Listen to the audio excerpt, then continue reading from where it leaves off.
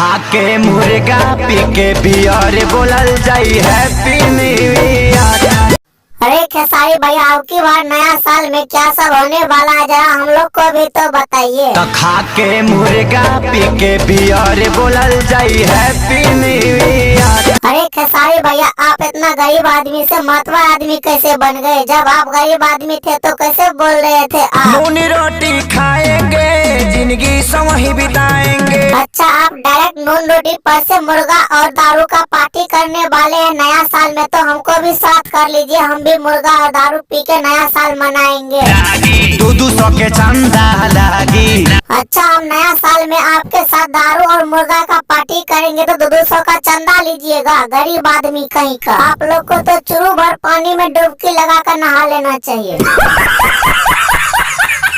अरे खेसारी भैया, हम 200 रुपया चंदा देकर आपके पास नया साल नहीं मनाएंगे, हम घर ही चले जाएंगे नया साल में। 2000 भरी जुर्माना नया साल में घर जे भागी। अरे खेसारी भैया, ये क्या बोल रहे हैं? जो नया साल में घर भागेगा उसको 2000 जुर्माना लगेगा? कहीं आपका दिमाग में भूसा तो नहीं भरल है?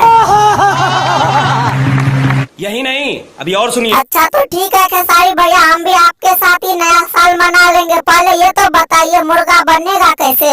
प्यारे लाला नहीं है मसाला।